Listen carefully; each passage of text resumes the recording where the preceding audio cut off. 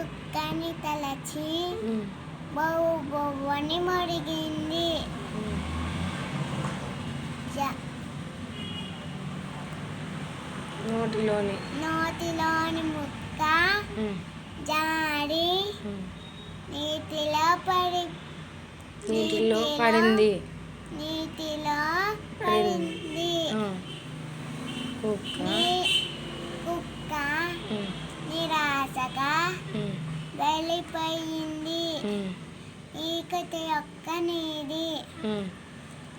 దురాశ దురాశకి దురాశ ఉమ్.